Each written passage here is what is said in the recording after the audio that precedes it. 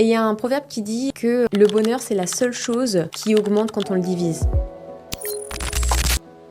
On est dans une période aujourd'hui où le leadership se tarit. On n'a pas beaucoup de personnalités politiques qui ont un vrai leadership. Plus tu es en capacité d'avoir à la tête d'un pays un leadership élevé, plus le pays aura tendance à aller bien. Et à l'inverse, plus le pays sera avec quelqu'un qui manque de leadership, plus ça se fera ressentir aussi. Le leadership, c'est la capacité à tirer les foules vers le haut. Et je vais prendre un exemple, Barack Obama. C'est quelqu'un qui a inspiré les foules. Real leadership creates the conditions and coalitions Qui a donné envie, qui a tiré vers le haut énormément de personnes. Donc lui, c'était un niveau de leadership qui était élevé. Mère Teresa. Voilà, c'est quelqu'un qui a apporté énormément au monde et a montré l'exemple. Gandhi, Oui. ça a été quelqu'un d'incroyable aussi. Moi, j'ai pensé à Simone Veil et à son histoire. Mais cette femme a été incroyable. Tu peux pas, en étant une petite personne, aspirer à de grandes choses. Et par contre, à l'inverse, il faut pas avoir peur de faire des petites choses pour être une grande personne.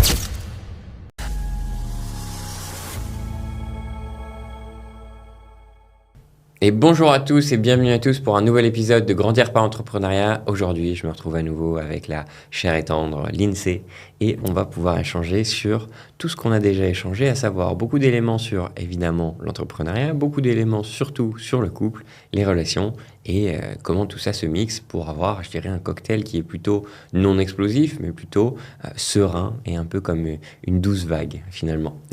Espérons-le. Espérons-le. Bonjour à tous en tout cas, et merci encore de me convier une fois de plus. Eh bien, un plaisir. Et je voulais commencer avec un élément,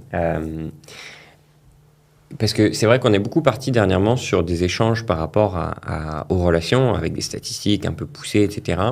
Et je me suis dit, ce serait bien de remettre ça en exergue, avec l'exemple de l'entrepreneuriat, mais finalement du développement personnel, pour rappeler que, je pense que tu le sais comme moi, quand on s'investit dans une relation, on va rencontrer beaucoup de hauts et de bas. En fait, on va avoir beaucoup d'émotions qui sont fortes, parce qu'évidemment, il y a des émotions qui se créent par l'attrait de chacun, par l'intention qui est mise, par l'engagement et l'énergie qui est mise dans la relation. Et ces émotions, pour les traverser, en fait, finalement, on a besoin constamment de travailler sur soi.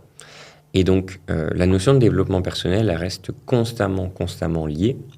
Et je vais prendre un exemple précis. Exemple, dans une relation, difficulté de communication. En réalité, arriver à se rendre compte que la communication n'est pas bonne, ça demande une certaine étape de développement personnel. Quand je dis ça, qu'est-ce que ça veut dire ? Ça veut dire de la remise en question, ça veut dire la réflexion. Pourquoi est-ce qu'on en est là ? Qu'est-ce qu'est la raison ? Comment est-ce qu'on peut solutionner ça ? Et en fait, quand... à titre personnel, humain, donc chacun, nous, avec nous-mêmes, en fait, on ne travaille pas sur notre développement personnel, donc on se retrouve à se laisser porter, entre guillemets, par la vie. On a du mal à se rendre compte de ce qui se passe, finalement. On a du mal à se rendre compte que la situation dans laquelle on est, elle peut être solutionnée. On pense que c'est une problématique, on pense que c'est quelque chose qui est une fatalité. Alors qu'en réalité, des fois, avec un travail sur soi, eh bien, on peut avancer beaucoup plus sereinement et passer beaucoup plus d'obstacles et beaucoup plus, j'appelle ça les montagnes russes émotionnelles. Et finalement, c'est ce qui fait aussi perdurer une relation. Je remets l'aparté encore, mais ce développement personnel, plus il sera élevé, plus ça peut donner une chance à la relation. Alors, dans le cas...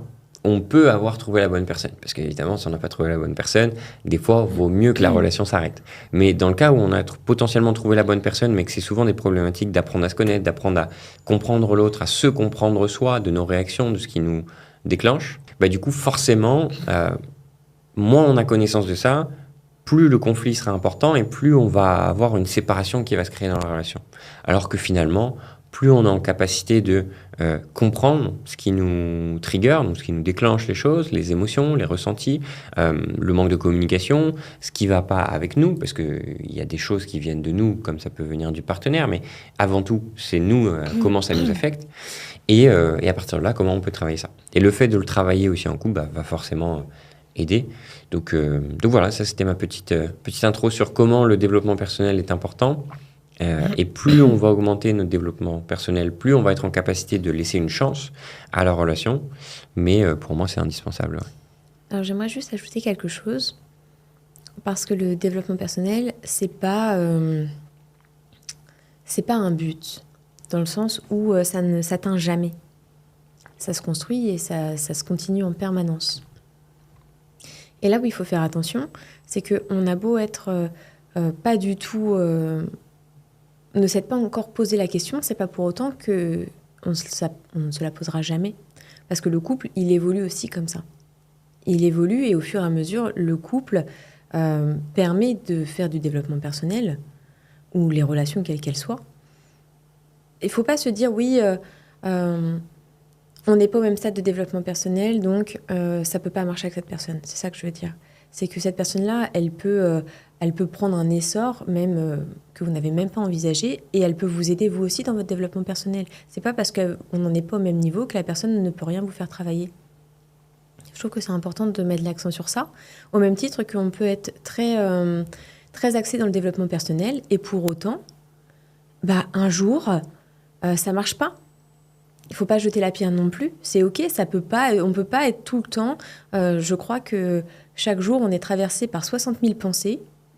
Même si on essaie d'avoir un regard sur nos pensées pour être aligné avec nos actions et éloigner aussi l'ego qui parfois peut aussi ressurgir, il y a des jours, il y a des loupés.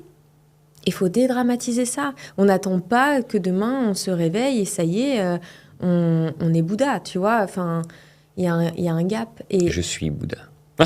Non, mais tu vois ce que je veux dire, en vrai, bien sûr. Je pense que moi, tu vois, je repense à la semaine dernière, quand on s'est pris la tête, j'y ai repensé après.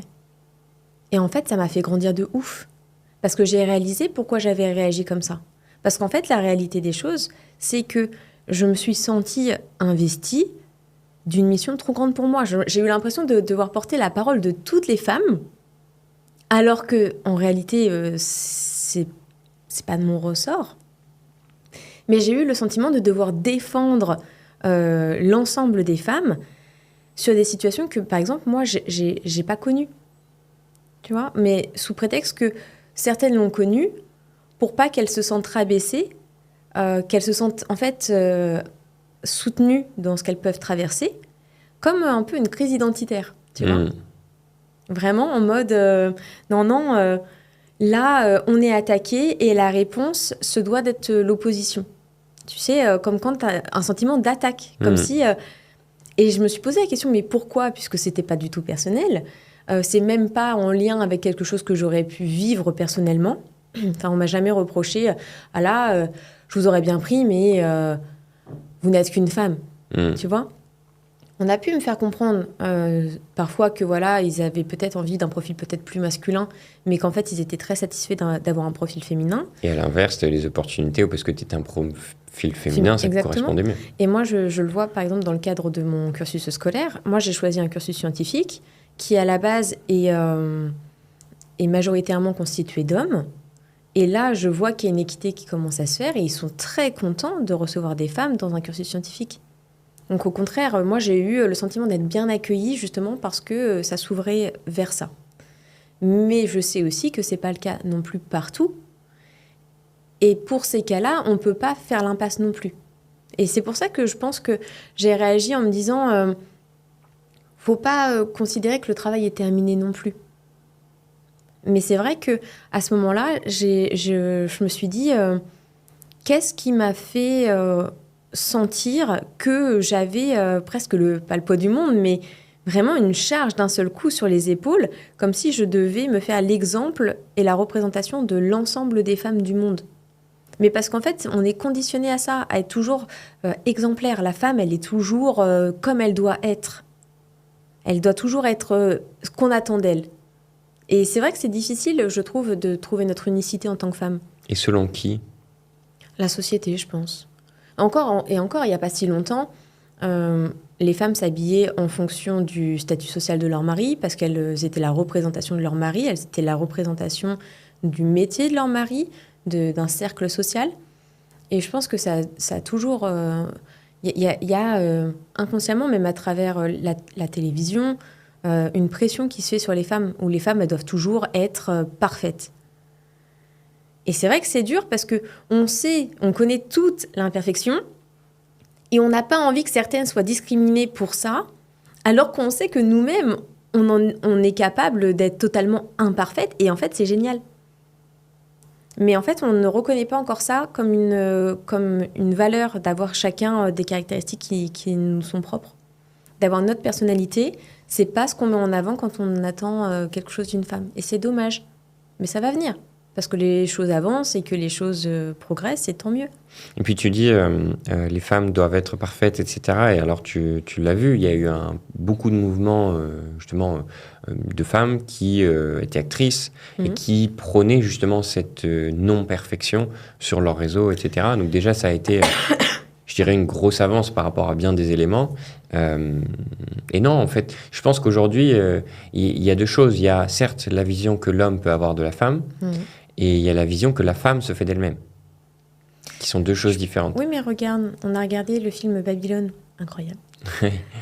Et c'est vrai que ça ressort, ça aussi. C'est-à-dire que ce qui a été longtemps... Historiquement, il y a eu tout un... Il y a eu un tournant. Une évolution, ouais. Il y a eu un tournant, en fait, sur ce qu'on attendait de la femme et comment elle devait représenter la femme. Et je pense que ça a biaisé beaucoup de choses. Et heureusement, on commence à redéconstruire ça et à retourner vers quelque chose où on accepte le naturel et que que chaque femme, chaque actrice ou enfin même chaque acteur, mais ait ses caractéristiques. Alors qu'avant, en fait, les caractéristiques personnelles de chaque individu, on l'attendait plus pour des acteurs, mais moins pour des actrices, par exemple. Je vais reprendre deux termes que tu as dit. Tu as dit que chacun soit un peu représente qui elle est, etc. Et je vais mettre l'accent aussi sur la vision qu'ont les gens. Donc je t'avais dit, tu sais, il y a la vision que l'homme peut avoir de la femme, il y a la vision que la société peut avoir de la femme, et il y a la vision qu'elle a d'elle-même. Et je reste... je trouve ça hyper intéressant parce que finalement, quand tu mixes un peu tout ça, je suis en train de me dire que la femme ou l'homme, en fait, finalement, c'est pas qu'une question de la femme, c'est une question de l'être humain en tant que tel. Quand il est en capacité de passer outre cette image sociétale, cette image d'autrui, cette image de ce qu'il doit refléter, soi-disant, finalement, l'important reste sa capacité à lui, pour recentrer avec le développement personnel, sa capacité à lui à passer outre ça, et qui demande beaucoup de travail finalement, parce que c'est pas du jour au lendemain que tu arrives à te détacher du regard des autres, mais c'est avec le temps et avec la réflexion et avec l'acceptation aussi de soi, avec ses qualités et ses défauts. Et ça, c'est du développement personnel, c'est clairement du développement personnel. Et c'est justement là où finalement, encore une fois, homme ou femme, peu importe les épreuves ou les étapes qu'on va traverser dans nos vies par rapport... La dernière fois, on parlait du travail pour la femme, on parlait de pas mal de choses comme ça.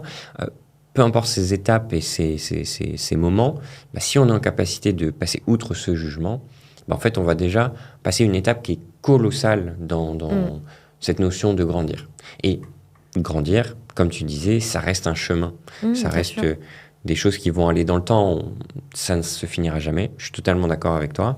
Et il y aura toujours des étapes de croissance, mais il y aura j'appelle ça des gaps. Alors, c'est pas moi qui le dis, c'est ce que j'ai appris, mais des gaps, c'est-à-dire que tu as une croissance qui, d'un coup, va se voir exponentielle, et puis elle va se revoir, on va dire croître, mais de manière assez, même presque plate, voire toute petite, et puis après, ça va repartir, hop, un gap, et ainsi de suite. Et ça, ces gaps, pour moi, c'est en fonction des peurs et des croyances que tu viens casser, que tu viens briser, c'est-à-dire que tu viens passer outre. Je serais même plus extrême encore.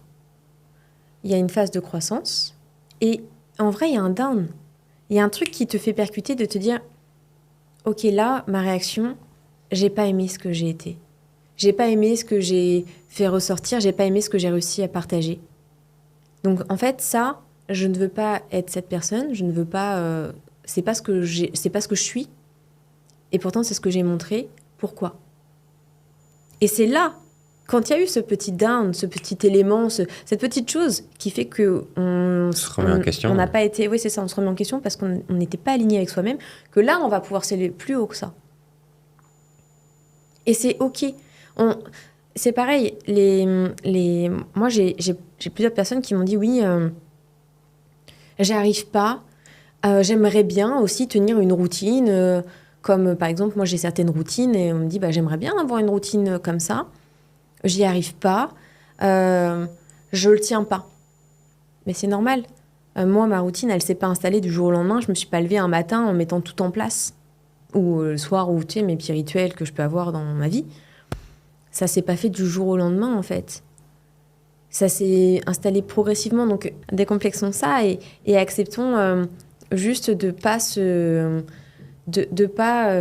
faire le bourreau de nos propres actions, parce qu'on se freine, en fait. On se sabote en se culpabilisant et en se rabaissant, alors que j'en parlais, et d'ailleurs c'est marrant, j'en parlais avec ma grand-mère, sur un sujet qui était indirectement lié. Elle me disait, oui, c'est compliqué quand on donne des conseils et qu'on a l'impression que les conseils ne sont pas entendus, donc des fois je me dis, vaut mieux ne pas donner de conseils. Je lui dis, mais non, mamie, moi je suis pas d'accord avec toi, parce qu'il faut comprendre qu'il y a des conseils qui vont trouver leur impact tout de suite, parce que c'est la réponse exacte de ce qu'il fallait, et il y a des conseils qui vont demander du temps, qui vont juste faire germer une petite graine qu'on va garder à l'esprit, et de temps en temps, il y aura une piqûre de rappel qui me dit « Ah oui, mais c'est vrai qu'on m'avait dit ça, et peut-être que je devrais l'écouter. » Et il y a des choses qui vont prendre plus de temps à s'installer, et c'est OK. Il faut aussi se donner du temps.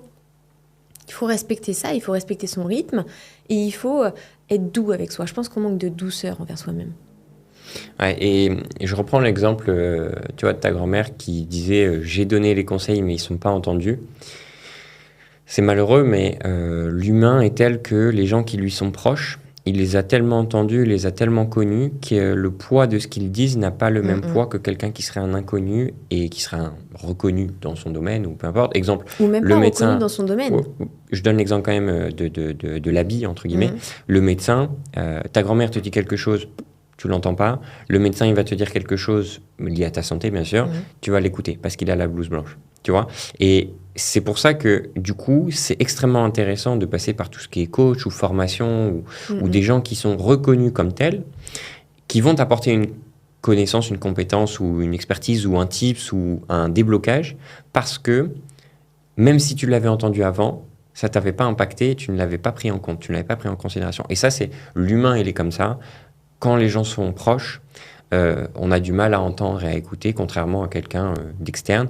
Et c'est souvent pour ça qu'on dit, alors, moi dans les domaines où j'ai travaillé, où j'ai pu aussi entreprendre, aller à des événements, aller à des regroupements de personnes et à rencontrer de nouvelles personnes qui sont bonnes dans leur domaine, te permet de passer des gaps, justement, parce que ces déclics, tu ne les as pas si finalement tu ne les as pas rencontrés.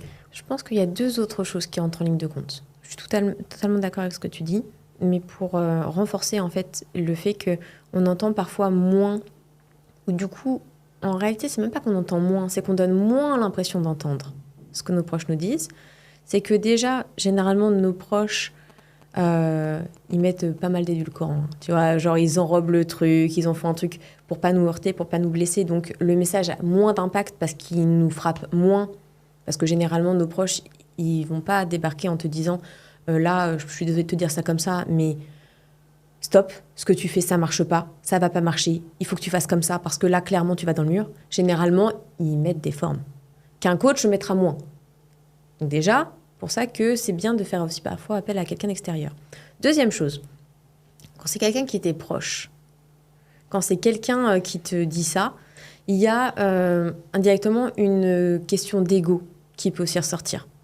En fait, il y a tellement un rapport hiérarchique dans une famille, par exemple, où on part du principe que, longtemps en tout cas, on part du principe que les parents ont raison sur les enfants. Ce qui fait que les parents vont se mettre dans une transmission qui est unilatérale, pour eux donner, mais pas prêts à recevoir. Ce qui fait que des fois, ça peut être compliqué, le dialogue, dans un sens. Parce que la personne, de toute façon, en face, se dit que elle est là pour donner des conseils, mais elle n'est pas là pour en recevoir. Et du coup, ça biaise la discussion. Et comme en face, la personne se dit, oui, mais donc moi, de toute façon, j'ai pas le droit au retour, je suis censée recevoir, mais je peux rien donner, et bah, ça va bloquer les personnes. Ils vont se dire, oui, bah, je le reçois, mais qu'à moitié, parce que de toute façon, je sais qu'on ne va pas pouvoir prolonger l'échange. Il n'y aura pas d'échange concrètement. Et je pense que ça biaise aussi les choses. Et du coup, là, il y a l'ego qui reprend un petit peu le dessus et qui dit, oui, bah, de toute façon, ok, ce qu'elle me dit, c'est bien, mais puisque de toute façon, je ne peux pas trop rien dire, ni que je sois d'accord, ni que je ne le sois pas, et bah, du coup, je vais me taire. Alors que peut-être ça nous a impacté, mais on n'osera juste pas le dire, ni dans un sens, ni dans un autre. Pas même au-delà de pas oser, ça reste factuel. De toute façon, le crédit, pour confirmer ce que tu dis, on ne donne pas crédit à notre famille autant qu'on va donner crédit à finalement Ah ces si, moi experts. je donne du crédit à ma famille. Eh ben, tu fais partie des exceptions et c'est très bien. Et il en faut. Parce que finalement, être en capacité d'écouter aussi autant un expert que quelqu'un de sa famille qui peut-être n'est pas reconnu dans son domaine, mais peut-être a ses expériences de vie Oui, finalement, oui, carrément. c'est intéressant. Mais considère aujourd'hui que tu fais partie des exceptions qui confirment la règle. Parce que la majorité des gens ne sont pas... En fait, c'est humain. C'est comme ça. C'est les gens que tu connais depuis tout petit, même tes amis, pas ta famille, Mais parce tes que je amis. lisais une étude hyper intéressante sur ça, où ils expliquaient qu'en fait l'individu se construit en opposition avec notamment ses parents, en tout cas les personnes qui lui transmettent une éducation, pour en fait exister à part entière et puis se sentir juste en gros comme une partie de du cercle familial ou des parents. Généralement, je vais prendre le cas des parents parce que l'étude était axée sur la famille et je pars d'un principe standard d'enfants élevés par leurs parents. Pour en fait créer leur personnalité et leur individualité à part entière, ils vont la construire en opposition donc avec ce qu'on leur a transmis. Et c'est là que se crée ce détachement où on se dit de toute façon, je ne les comprends pas, je ne suis pas d'accord, je n'ai rien à dire, je n'ai rien à leur dire, parce qu'en fait, je me suis construit en opposition avec eux. Et il faisait le constat à l'âge adulte de dire oui, mais tu dis oui, voilà, je vais aller chez mes parents, on va échanger des banalités. Mais oui, mais qu'est-ce qu'il en serait si c'était autrement ? Puisque vous êtes construits en opposition l'un avec l'autre, est-ce qu'aujourd'hui tu serais prêt à accepter leur vision des choses ? Est-ce que tu serais prêt à accepter de les entendre parler de ce qui, eux, les passionne, alors que toi, tu te dis que ce qui les passionne ne te passionnera pas de toute manière ? Puisque tu t'es conditionné à être en opposition avec eux. Alors que c'est peut-être totalement faux. Ou alors c'est totalement vrai. Mais dans ce cas-là, en effet, on va rester sur des banalités. Parce qu'en vrai, on a rarement envie de se fâcher avec nos proches. Mais en fait, l'évolution de l'individu, à proprement parler, fait que on crée d'office un mur pour exister. On crée un mur avec ceux qui nous ont fait grandir. C'est fou, hein ? Pardon, je me suis ambiancée. Mais cette étude, je l'ai trouvée captivante. Je me suis dit, vraiment, en fait, c'est presque logique. En fait, on parle souvent de la crise d'adolescence comme étant quelque chose, où limite on a l'impression que l'enfant va tout faire pour exacerber ses parents. Et en réalité, oui. Mais pourquoi il les provoque ? Pour exister. C'est pas contre les parents qui fait ça. C'est pour lui, c'est pour se trouver. Enfin bref, voilà. Après, on peut partir là-dedans. Non, mais parce que derrière, en termes de suivi éducatif, l'idée, plutôt que d'être réfractaire, alors là, ça c'est un conseil plutôt pédagogique par rapport aux plus jeunes générations, plutôt que d'être dans... Et c'est ce qui se fait de plus en plus, et heureusement, c'est une pédagogie sur laquelle je me retrouve énormément. Plutôt que de passer par la sanction, il faut passer par la valorisation. Un enfant ou un élève qui d'un seul coup va se mettre à changer de style vestimentaire, à écouter de la musique très fort, et généralement un style de musique que vous partagez pas forcément. Si vous lui demandez pourquoi, qu'est-ce qui lui plaît là-dedans, vous allez créer du lien, plutôt que si vous êtes tout de suite « Ouais, baisse ta musique, c'est n'importe quoi, c'est un truc de sauvage, et puis ça ressemble à rien. » Là, du coup, vous créez l'opposition. Essayez d'être plus peut-être dans l'accompagnement, de dire moi, j'avoue que je comprends pas, c'est pas un style, par exemple, pour moi, c'est trop agressif, ou pour moi, c'est peut-être trop violent. Toi, explique-moi ce qui te plaît dedans. Qu'est-ce qui te parle ? Est-ce que c'est la musique ? Est-ce que c'est les textes ? Est-ce que c'est le fait de pouvoir crier et te lâcher, et du coup, ça te permet en fait, tout simplement, par le fait de relâcher physiquement aussi toutes tes émotions et tout le surplus de ce que tu vis en ce moment, est-ce que c'est ça qui te fait du bien ? Mais crée du dialogue. Crée du dialogue, je pense que ça peut être hyper intéressant. Voilà, pardon. C'était le petit point, la petite minute. Non, après, moi, je voulais continuer aussi sur l'accent que je mettais. L'idée, c'était de se dire, quand on est dans une démarche de développement personnel, de grandir, de comprendre, de se comprendre, mais qu'on est conscient Et donc l'idée, c'est ça aussi, c'était de faire prendre conscience qu'en général, on ne donne pas le crédit à nos proches qui peuvent être amis, qui peuvent être nos collègues, qui peuvent être notre famille, qui peuvent être tous ces gens qui gravitent autour de nous, mais qu'on a l'habitude de voir finalement et d'entendre, et de les considérer beaucoup, pas beaucoup, ça dépend de chacun. En fait, on leur donnera pas souvent du crédit. Alors que si on accepte cette idée que justement parce que intrinsèquement, on est majoritairement comme ça et qu'on veut aller chercher, on va dire, les éléments qui vont nous faire grandir, c'est vrai que se tourner vers autrui, des gens qu'on ne connaît pas, ça va toujours aider. Ça va toujours aider. Et finalement, c'est là où je mettais l'accent des événements qui sont un levier de déclic qui est intéressant. Mais c'est pas en opposition non plus avec le fait que dans une partie de la population, puisque certes, il y a peut-être une majorité qui, par nature, n'écoute pas leurs proches, mais une autre partie de la population qui, eux, vont écouter leurs proches et vont réussir à tirer parti de ça. Moi, je connais quelques personnes qui, eux, ont eu une relation incroyable avec leurs parents, par exemple, avec des parents qui ont eu une approche éducative qui était aussi tout aussi intéressante, qui était justement pas dans le conflit, et qui finalement leur ont apporté beaucoup de valeurs, beaucoup de clés et d'outils pour que dans la vie, eux soient déjà plus alignés, eux soient plus à l'écoute de n'importe qui finalement, pour en prendre l'essence de chaque information qui est transmise, même s'ils n'étaient pas en accord, même si ça les intéressait pas, mais plutôt pour engranger toute la connaissance et l'apprentissage. Et ce qui fait que c'est des personnes qui, en termes de développement personnel, pour revenir à ça, alors c'est pas un gros mot, développement personnel, encore une fois, c'est juste l'idée de se travailler soi et de se faire grandir. Et devenir moins con. J'aime bien dire ça. Mais finalement, c'est ça. On est tous le con de quelqu'un d'autre. Exactement. Mais le but, et puis même on sait qu'on est con. Le tout, c'est de l'être un peu moins. Et au fil du temps, encore moins, encore moins. Un peu mieux chaque jour. Ouais. Vaut mieux choisir cette formulation-là. Les deux approches sont bien. J'aime bien ce côté-là parce que ça agresse aussi l'ego et oui, on est con. Et oui. Donc bref, chercher à le devenir moins, ça passe justement par tout ça. Et le fait de compresser le temps et d'avoir une éducation qui nous permet de grandir plus vite, c'est incroyable. Mais on s'adresse aussi aux personnes qui, eux, n'ont pas cette chance-là. Et souvent, c'est eux qui ont sûrement besoin aussi de conseils, d'approches, de compréhension. Et de leur dire que, oui, finalement, n'hésitez pas à vous tourner vers l'extérieur. L'extérieur, il fera du bien. L'extérieur, il apportera de la nouveauté. Et surtout, il apportera des expériences et des conseils que peut-être on n'aurait pas sur le cercle habituel qu'on a autour de nous.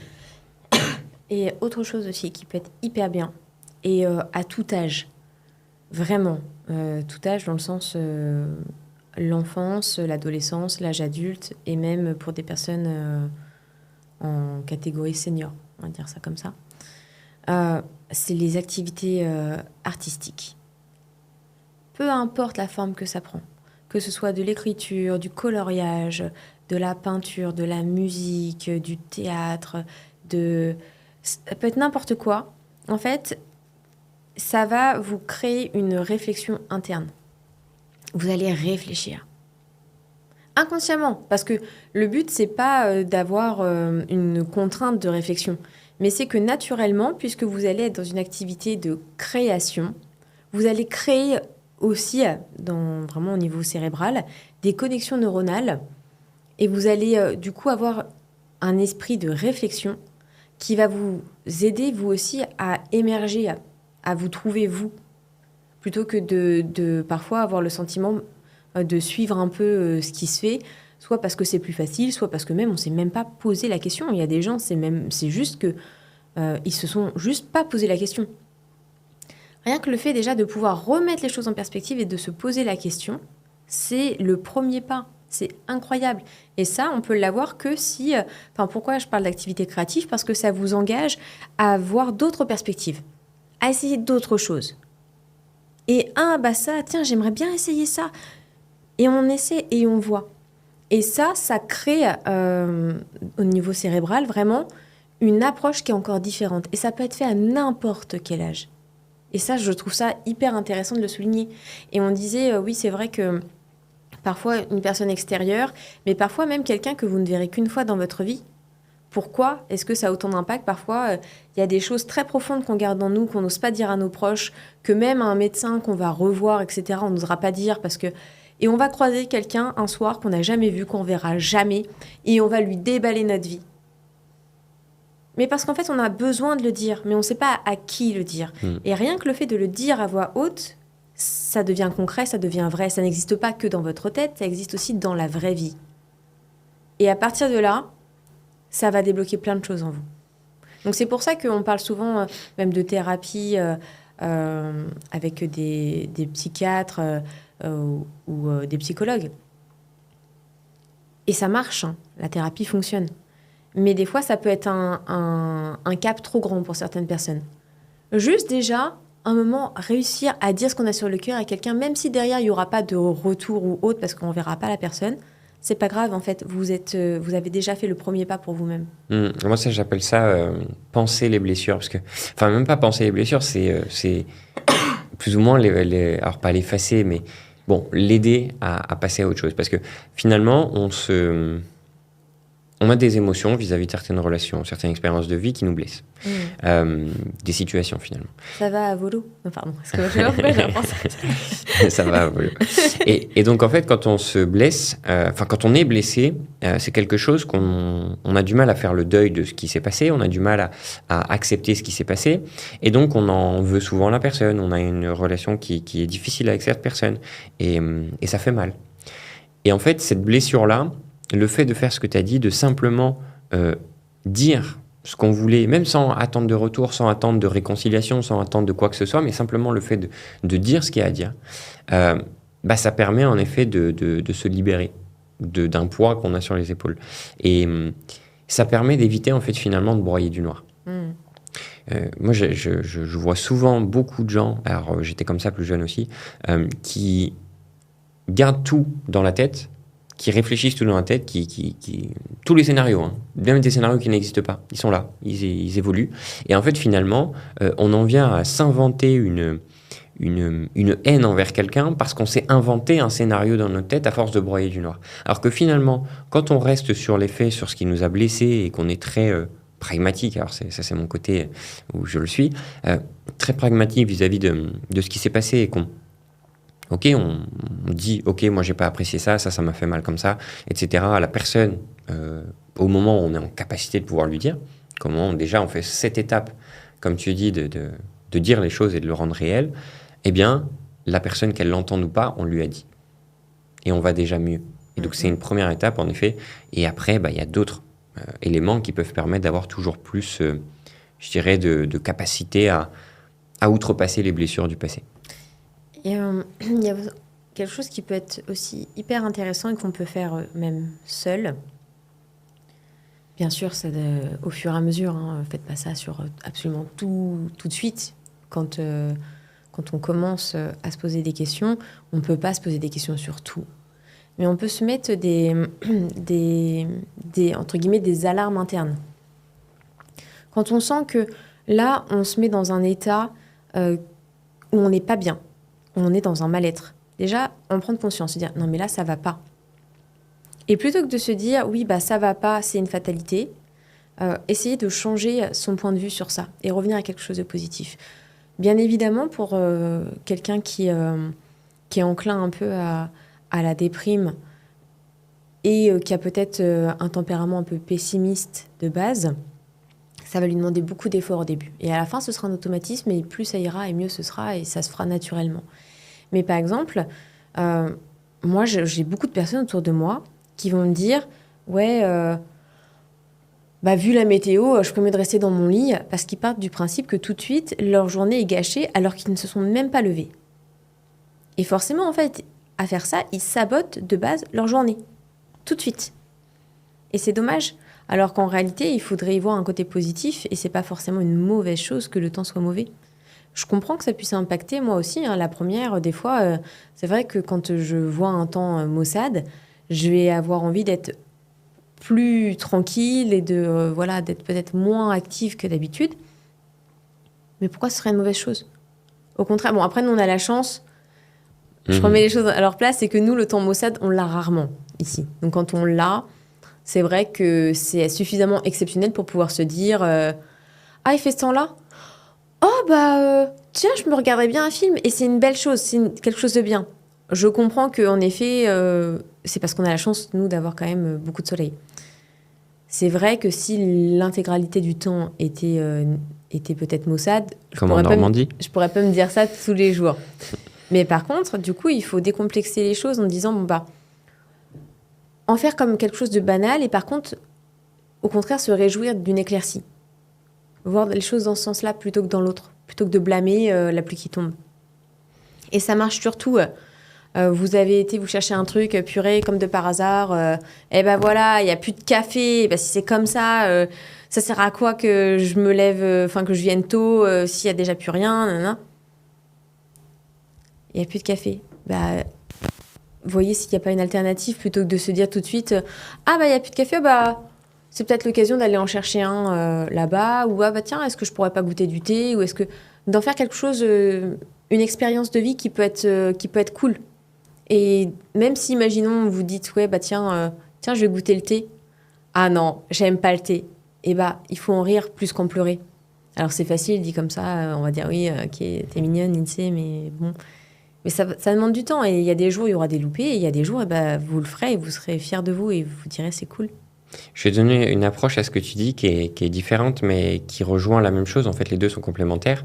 C'est de voir ces situations par rapport à ce qui est dans notre contrôle et ce qui ne l'est pas. Tu vois, le temps, par exemple, tu as donné cet exemple-là.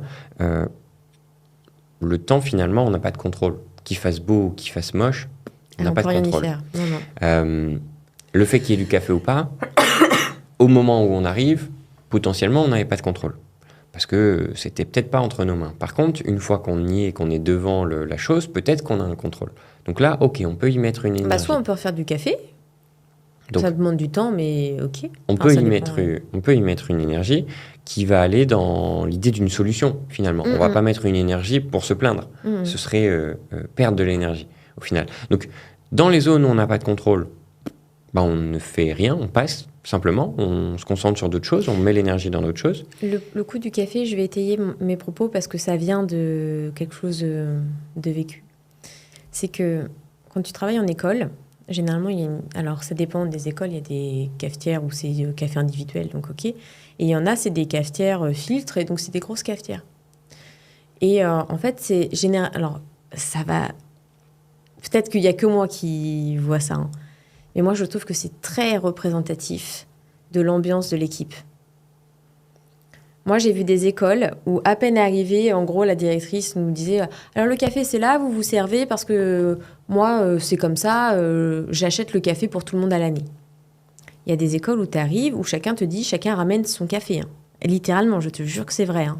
À la journée, c'est pas genre « Je ramène un paquet, la prochaine fois, ce sera un tel et il y a un roulement, tu vois. » C'est limite, tu ramènes ton café pour la journée. Et les gens vont se faire, dans une cafetière filtre, que leur café. Hein. Vraiment, j'ai déjà vu ça. Hein. Et c'est vrai que là, je me dis, c'est déjà plus surprenant. Moi, j'avoue que quand je fais du café, si je suis la première arrivée, je vais me dire, je fais du café pour tout le monde. Tu vois, en termes de mentalité. Et ça, c'est des choses généralement, qui se travaillent en équipe. Tu vois, ça, c'est un peu des codes sociaux de vivre ensemble, en vrai. Et pourquoi, des fois, ça peut trigger le fait qu'il n'y ait pas de café ? C'est quand tu sais que le dernier s'est servi et qu'il n'en a pas fait pour les autres. Et en fait, c'est dans ce que ça représente de l'être humain que ça trigger. Et on se dit, c'est pas cool. Mais en effet, ça, c'est pour ça que je te dis que c'est en dehors de notre contrôle. Par contre, ce que nous, on en fait derrière, c'est ta réaction. Ça, c'est notre contrôle. Ouais, c'est ta notre réaction est entre tes mains. Donc toi, quand tu là, on réagis... va dire, il n'y en a plus... Est-ce que j'ai le temps ? Non, parce qu'en vrai, c'est sur le contraint au-delà de temps, ça, tu vois. Ta réaction, toi, c'est hyper intéressant. Tu es encore dans une mission de vouloir défendre le monde, là. Tu vois, c'est pareil. Tu comprends pas pourquoi l'humain, il est comme ça. Mais il faut même pas y mettre d'émotion. L'humain peut réagir d'une telle façon ou d'une autre. Si toi, tu as une bonne relation avec ce collègue, si ça se trouve, ça n'arrivera jamais. Si tu n'as pas une bonne relation avec ce collègue, évidemment, il y a une grande chance que ça arrive. Mais c'est même pas personnel, parce que le collègue n'est pas censé savoir qui va passer derrière. Je n'ai pas dit ça. Peut-être que lui était hyper pressé parce qu'il avait une urgence, ou on ne sait pas. Je continue et je finis sur ce que j'étais en train d'expliquer avant que tu réexpliques ça. Finalement, ce qui est en ton contrôle, c'est ta réaction. Donc ta réaction, tu as le choix. Soit tu te stupéfais de la réaction ou de l'action de la personne. Non mais voilà, et tu te mets dans un état négatif parce que tu considères pas ça normal, que tu machin, que truc. Et donc tu te mets dans tous tes états. À une certaine mesure, ça dépend. Ce qui fera pas apparaître le café. Hein. Je peux vous le dire. Je suis passée par cette étape Et Exactement. le café n'est pas arrivé dans ma tasse par magie. Merci de le dire. Ou alors, tu te dis, Malheureusement. ah bon, bah, je vais, moi, peut-être aller en réaliser, en faire, et proposer que la prochaine fois, ils puissent en faire pour tout le monde. Peut-être que ça marchera, peut-être que ça Peut-être marchera pas. ouais. Mais au moins, l'action aura été faite pour trouver une solution. Et donc, pas besoin de mettre d'énergie. Et au bout d'un moment, si finalement, OK, après 1 an, je donne un exemple, en ayant fait ces actions par bienveillance, donc simplement sans y mettre d'énergie, mais OK, bah, je refais du café pour tout le monde, etc., que les personnes ne font toujours pas l'effort, c'est pas votre problème à vous, c'est leur problème à eux. Après, objectivement, généralement, ça se met en place assez vite. Ben, voilà. C'est parce pas que l'humain des... est pas... il est con. L'humain est con, mais il est pas si con. C'est-à-dire, s'il voit que les gens font les choses bien et qu'ils mettent de l'intention, bah, aussi naturellement que ça, ils vont avoir l'intention aussi. Ils vont dire, ah putain, encore, ils ont préparé. Ah ouais, ok. Oh, putain, alors que moi, je prends pour moi. Non, ça se fait pas au bout d'un moment. Oh, allez, je vais le faire aussi. Et puis, ils seront contents, finalement, d'apporter ça de mettre leur touche et ils sentiront... Et les autres aussi seront contents. Et ils sentiront une contribution et ils sentiront mais parce que le développement personnel, c'est ça aussi. C'est prendre plaisir à faire plaisir aux autres. Et il y a un proverbe qui dit que le bonheur, c'est la seule chose qui augmente quand on le divise. En fait, en partageant le bonheur avec les autres, plutôt que d'en enlever, on en gagne. Et il n'y a qu'avec le bonheur que ça marche, hein, soyons clairs. Si je te donne un bout de pain, j'ai moins de pain, tu vois. Bien sûr. Bonheur, si je te donne du bonheur, j'en aurai encore plus. Et l'amour, c'est pareil. Oui, non, mais... Je finis du coup parce qu'on a eu des interstices avec tes histoires. Mais c'est intéressant, je dis pas le contraire. Ah oui, j'ai plein d'histoires. J'ai envie de donner quand même Père Castor. Non, une approche.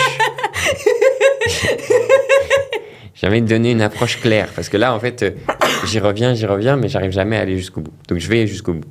On a dit travailler sur les zones où on a du contrôle. Celles qu'on n'a pas de contrôle, on n'y met pas d'énergie et on n'y met pas d'émotion. Pas besoin. Celle où on a contrôle, bah on a eu l'exemple avec le café, et donc je t'invite à me laisser finir. L'exemple où on a eu l'exemple du café. T'as vu le geste que t'as fait ? Je retire ce geste, évidemment. Cet exemple avec le café où on a une zone de contrôle, bah on va faire sans non plus y mettre nécessairement d'émotion, puisque si on fait dans cette zone de contrôle, mais qu'on y met de l'émotion et de l'attente, bah on va se frustrer aussi. Parce que la réponse, elle n'est pas là. Alors que si finalement on considère qu'en faisant les actions dans notre zone de contrôle, en faisant simplement ce qu'il y a à faire, aussi bêtement que ça, sans y réfléchir, sans se mettre une pression, eh bien, naturellement, on va impacter autrui autour. Dans le bon sens, logiquement, si on a fait les bonnes choses, si on ne l'a pas foutu à l'envers, bien sûr. Mais si on a fait les choses intelligemment, bah, logiquement, ça va impacter autrui. Et donc, tout va s'élargir. Et ça amène à une autre règle que j'aime beaucoup, c'est que si nous, on a pris la responsabilité de faire une action dans la bonne intention, dans notre zone de contrôle, finalement, qu'on n'y a pas mis nécessairement d'énergie, mais qu'on a fait ce qu'il y avait à faire. On fait ce qu'on appelle montrer l'exemple, sans chercher à le faire. Attention, ça devient naturel. Et en fait, on fait quelque chose qui s'appelle finalement du leadership. Le leadership, c'est quoi ? J'allais dire, c'est du bon sens. C'est pas pour tout le monde que c'est du bon sens. Donc c'est pour ça que finalement ça s'appelle du leadership. Le leadership, c'est faire les choses et par l'exemple montrer à autrui qu'on est en capacité de et que ça inspire les autres à faire la même chose. Donc en fait, quand tu fais les bonnes actions dans ton quotidien, autour de toi, tu vas impacter les gens à se dire « Ah ouais, putain, c'est pas mal ce qu'il a fait, il a raison. » Ou « Tiens, c'est pas mal ce qu'il a fait, j'aime bien, je vais faire pareil. » Si on arrive à faire penser ça à la personne qui a vu une action qu'on a fait, c'est ce qu'on appelle du leadership. Et le fait de se concentrer non pas sur les choses où on n'a pas de contrôle, mais sur les choses où on a du contrôle et les faire bien, eh bien on va inspirer ça aux gens. Et le leadership, c'est pas quelque chose qui est nécessairement à 100% inné. C'est quelque chose qui se travaille avec le développement personnel et notre capacité à faire les choses, mais c'est quelque chose qui a plusieurs hauteurs, aussi plusieurs niveaux. Et en vrai, il y a une règle de leadership qui dit que ça part de 0 et que ça va jusqu'à 10. Le niveau 0, c'est quand tu n'as aucune intention dans ce que tu fais de bien faire les choses, tu ne fais pas les choses pour bien faire, mais tu les fais... en fait, c'est même pas tu les fais, on va dire que ça n'a pas de sens.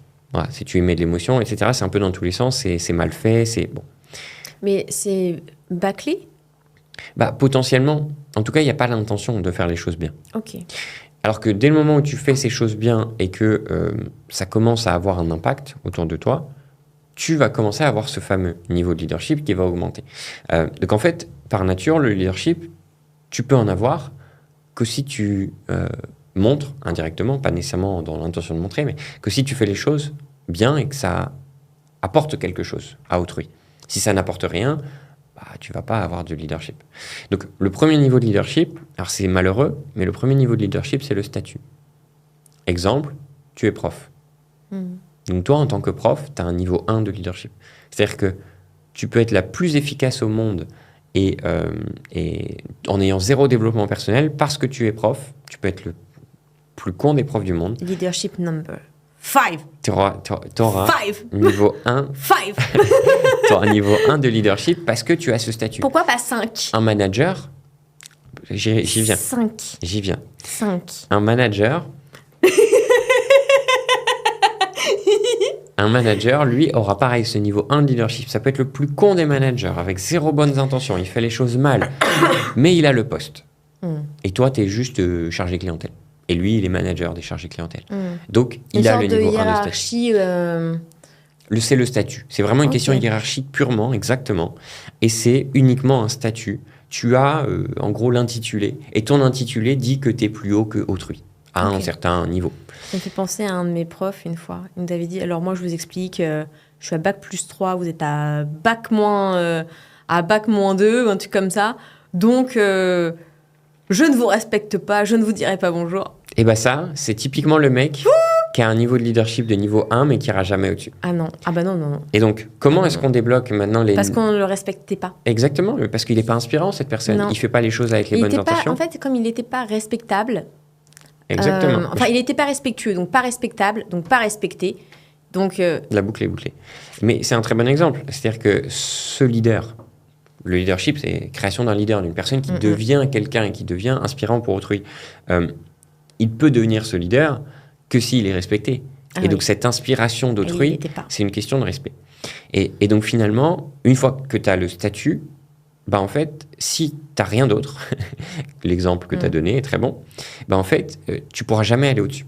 Et qu'est-ce qui fait qu'on monte en leadership et qu'on peut se rapprocher du 10, même si 10, en vrai, tu ne l'atteins jamais. Tu as un exemple d'un 10 dans toi, Non, parce qu'un 10, ça n'existe jamais.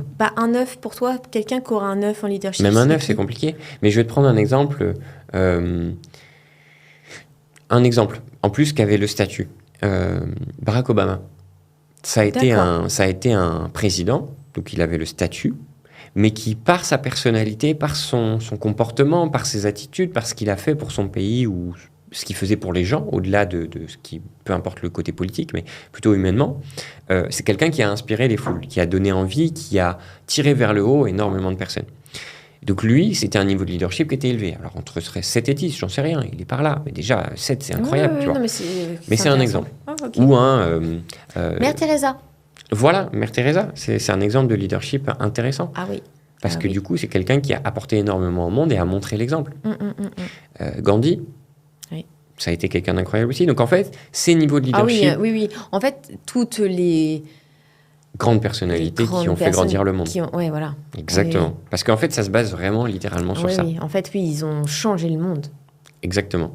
Et tout ça a été basé sur leur capacité à eux devenir meilleurs pour inspirer autrui. C'est-à-dire que c'est pas juste ils ont eu le statut, non, c'est ils sont devenus meilleurs et en même temps qu'ils ont le statut, en fait, ils ont grandi. Et en fait, leur niveau de leadership a grandi avec. Alors, ça peut être au début un apprentissage sur comment bien communiquer à autrui et leur faire ressentir du plaisir, du bonheur à ce qu'ils font, etc. Ça va être peut-être être si aligné avec soi-même que quand tu dis un truc, tu en es tellement convaincu à l'apport que ça peut donner à autrui que ça l'inspire. Ça peut être tellement dans tes actions, tu es précis, tu es...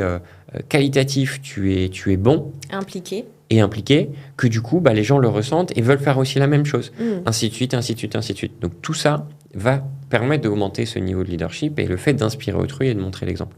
Seulement, encore une fois, tout ça, c'est basé sur une seule et unique chose que j'ai répétée tout le long, c'est le développement personnel, le fait de grandir soi. Tu peux pas, en étant une petite personne, aspirer à de grandes choses. Et par contre, à l'inverse, il faut pas avoir peur de faire des petites choses pour être une grande personne. Ah, On n'est ni trop grand ni trop petit pour faire quoi que ce ça, soit. clairement. Et cette notion de leadership, c'est vraiment ça. C'est ton capacité d'être humble, hein, parce que l'humilité, alors ça, dans le leadership, c'est indispensable. Tu peux avoir une assurance, mais il faut savoir être humble. J'en connais qui sont peut-être à des très bons niveaux de leadership, mais qui n'ont pas cette humilité, et ça les rattrape, en fait, finalement. Parce qu'ils sont à ce plafond de verre qui fait que, humainement, ils ne pourront pas aller plus loin tant qu'ils n'ont pas cette humilité. Et donc, l'humilité vient aussi jouer. Donc voilà, c'est un panel, c'est un tout. On pourrait en parler pendant des heures, finalement, parce qu'il y a énormément de choses qui viennent implémenter dans ce leadership la qualité qui lui permet de se développer. Mais ouais, tout ça, c'est du développement personnel et de la croissance, finalement. J'ai trop de trucs dans ma tête. Tu penses à un élément, vas-y. Alors, moi, j'ai pensé à Simone Veil. Et à son histoire. Mais cette femme a été incroyable. Je te jure que j'ai regardé un documentaire. Je ne sais pas s'il est encore disponible parce que ça fait quelques années. D'ailleurs, j'ai toujours pas vu le film Simone. Mais le documentaire sur Simone Veil, il était en tout cas sur France 5, si vous avez l'occasion. Je ne sais pas s'il est encore, mais s'il est encore incroyable. Je te jure, tu vois l'énergie que ça donne un match de foot. Je te jure qu'il y a des moments, je l'entendais parler, je disais ouais, t'es en train de te dire mais complètement folle, qu'est-ce qui se passe? C'est personne qui joue ce soir, mais elle était tellement clivante. Enfin, tu sais, vraiment, tu avais envie de, tu la suis au bout du monde, tu vois. Et c'était incroyable. C'était incroyable. Je pense que c'était vraiment une femme incroyable. Tu vois, c'est quelqu'un que j'aurais aimé rencontrer. C'est quelqu'un avec qui j'aurais aimé discuter, échanger, parce que c'est des gens qui sont réellement motivants. Et ça, c'est du leadership. Ouais. C'est la capacité à inspirer autrui. Bien sûr. Et ça, c'est, on va dire, je reprends l'expression de quelqu'un qui disait ça, mais il disait c'est l'art le plus négligé au XXIe siècle. Le leadership, c'est la capacité vraiment à tirer les foules vers le haut, en fait, finalement. Et je vais prendre un exemple qui est malheureux, mais, pour donner l'instar de ça, parce que tu as parlé justement de Simone Veil, on a parlé de Barack Obama, on pourrait parler de plein de grandes personnalités comme ça qui ont tiré les pays, les histoires vers le haut. On est dans une période aujourd'hui où le leadership se tarit. C'est-à-dire qu'aujourd'hui, même ne serait-ce que dans les élites politiques, on n'a pas beaucoup de personnalités politiques qui ont un vrai leadership, un très bon niveau de leadership, et qui dégagent cette bonne énergie et cette inspiration et motivation. Et c'est ce qui fait aussi que l'état du pays est l'état qu'il est. Plus tu es en capacité d'avoir à la tête d'un pays un leadership élevé, plus le pays aura tendance à aller bien. Et à l'inverse, plus le pays sera avec quelqu'un qui manque de leadership, plus évidemment ça se fera ressentir aussi. Alors après, voilà, les politiques diront oui, mais non, mais c'est une question de lui, il a dit ça, il n'a pas fait ça, on s'en fout. Littéralement, je parle d'humain, je ne parle pas d'avis politique. Je pense qu'il y a peut-être autre chose. Je pense que les codes de communication ont été un peu standardisés, objectivement, aujourd'hui. Et je pense qu'on a peur beaucoup plus maintenant qu'avant. Parce qu'avant, l'émergence de personnalités fortes, c'était plus rare. Aujourd'hui, on a l'impression qu'il y a un jeu presque d'acting où on ne sait même pas si ce qui nous est dit est vrai, si ce qu'on nous dit est vécu, si c'est profondément ressenti. Moi, j'ai écouté des histoires de storytelling et plutôt que de trouver ça captivant, de me dire « Waouh, il s'est relevé après ça, c'est incroyable », tu te poses la question si doute. J'ai Et c'est horrible, hein. J'ai une anecdote. Je suis désolé, je te coupe. Je crois que c'est en Suède. Ils ont fait passer au Parlement que les politiciens n'ont pas le droit de mentir. Légalement, ils n'ont plus le droit de mentir.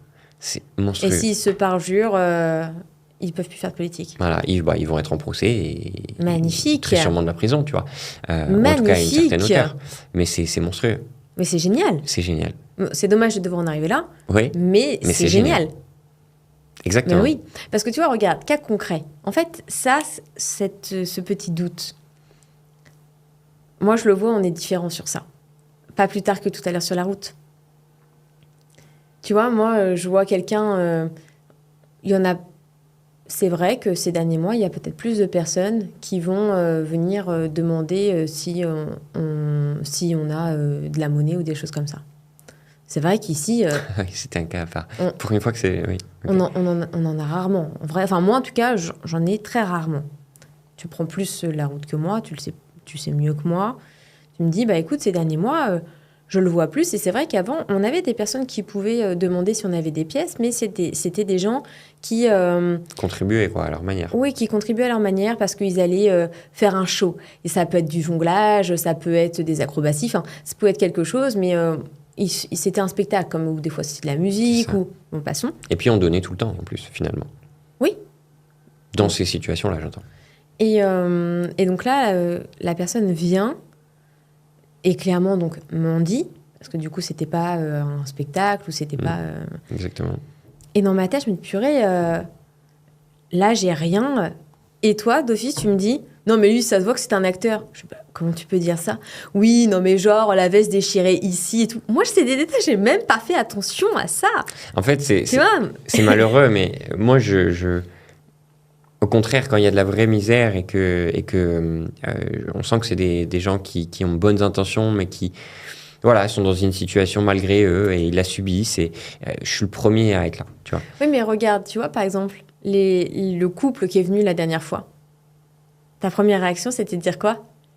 En plus ils sont venus à deux comme si c'était un couple, c'est très malin. Parce que tu partis du principe que c'était une escroquerie. Elle a décidé de m'afficher sur ça Non, aujourd'hui, très c'est bien. pas non, mon amour, c'est pas Ben non, méchant. mais prends en compte quand même. Pardon, C'est ce que ok. tu fais. Pardon, ok, c'était pas dans ce sens-là. C'était juste pour. Donc je redonne un cadre. C'était pour noter J'ai la compris. différence de comportement. de réflexion initiale. Parce que attention, je sais très bien que tu es quelqu'un de généreux. Je remets pas du tout ça en cause. Oui, mais ils vont pas savoir là. Mais si, je le dis. Je le dis. Oui, mais bon, peu importe. Je redonne le cadre quand même. En effet, on a vu une croissance au niveau des mois, enfin de mon point de vue, parce que c'est vrai que je passais peut-être plus souvent par là, où d'habitude on avait les shows, etc., avec des personnes qui étaient en détresse, mais toujours le sourire, etc. Et donc tu as le plaisir de donner, tu as vraiment envie de les soutenir, parce que tu sais que c'est pas facile pour eux, mais ils font l'effort. Puis après, tu as ceux qui vont pas nécessairement faire d'efforts, mais tu le sens qu'il n'y a pas mauvais fond, ils subissent la situation, ils sont là parce qu'ils n'ont pas le choix d'être là, mais bon, voilà, tu remarques quand même l'intention derrière. Et puis tu as ceux qui, pour le coup, de mon point de vue, après je peux me tromper et je suis peut-être un bon salopard là-dessus, mais de mon point de vue, jouent de cette situation et vont se faire plus qu'ils ne sont. Et alors ça, moi, ça me sidère en fait finalement, parce que tu pourrais être très honnête et très aligné avec le fait, oui, t'es peut-être dans la rue, t'es peut-être dans une situation difficile, mais t'as pas besoin de le surjouer, en fait, finalement. Et là, le mec en question, il avait littéralement une veste où c'était à l'intérieur, hein, pas à l'extérieur. L'intérieur, c'était la mousse, parce qu'il y avait plus d'intérieur, c'était déchiré. Et à l'extérieur, t'avais des traits tout droits, déchirés aussi, et on voyait la mousse dessous. Mais j'ai pas du tout fait attention à ça. Oui, mais moi je te le dis, je l'ai vu. Et je l'ai regardé à 2 reprises, parce que même quand tu me disais, mais moi j'ai pas vu, je re-regardais dans le rétro et j'avais confirmation encore que c'était le cas.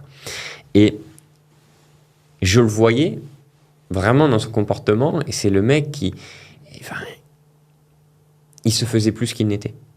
Littéralement, c'était exactement, il se faisait plus qu'il n'était. Comment c'est un ressenti. C'est un ressenti, ouais. Est-ce que ça, c'est pas dû au fait d'avoir peut-être développé plus de méfiance, peut-être professionnellement, dans certains domaines de vie, qui t'amène à avoir un œil plus vigilant? Non, je pense pas. Objectivement, je pense pas. Qu'est-ce qui fait que du coup tu as développé cette méfiance instinctive? Parce que en fait, ton premier avis non, c'est a été peut-être ça. justement, je reprends un élément, c'est peut-être une notion d'injustice. Pourquoi ce serait plus juste que lui qui paraît plus délabré, etc., alors qu'il n'y met pas d'intention, ils doivent recevoir de l'argent, alors que l'autre qui a mis l'intention... Oui, mais là, il y avait personne d'autre. Non, mais quand même. Oui, mais du coup, là, enfin moi, je me dis, je ne dis pas que Non, aussi ce qui a pas m'attriste, surjoué, c'est que je pense que même si peut-être il a peut-être en effet surjoué sa situation, ça je ne sais pas. Je ne sais pas Non, on du n'en sait tout. rien. Ça reste qu'un ressenti que j'ai. Mais je me dis que de toute manière, ça doit pas être une partie de plaisir pour lui d'aller demander quand même. Non, Tu forcément. vois. Donc en vrai. Mais peut-être que c'est malgré lui aussi, mais malgré lui, pas dans des sens où on s'en rend compte, tu vois. Des fois, c'est des organisations, tu vois, c'est malheureux, mais c'est aussi comme ça. Donc, au-delà de tout ça, le fait est que, en effet, j'ai eu une perception qu'elle est dans ce sens. Mais je pense que j'ai aussi cette perception parce que ça m'ennuie pour le Portugal de voir à ce jour cette évolution. Alors peut-être que c'est juste un cas isolé et dans ce cas-là, c'est que ma perception et dans la réalité des faits, c'est pas ça, mais de voir que de plus en plus de personnes, enfin, on a moins les personnes qui sont aussi joviales dans ces conditions-là que les personnes qui, du coup, enfin, vraiment, ça fait délabrer, enfin, tu vois, ça donne pas une bonne image finalement. Alors qu'on avait cette bonne image pourtant, avant, malgré tout. Il était souriant, hein. Ce mec-là, là? Oui. Non? Ah non. Bon, alors, j'ai pas vu, mais je me suis vraiment fermé les yeux, mais je crois pas qu'il était souriant. Moi, j'ai regardé, j'ai regardé ses yeux, il avait le regard vif, pétillant, sympa. Non, mais tu vois, je l'ai pas trouvé qu'il pleurait misère, tu vois. Ouais. Tu vois, je l'ai pas...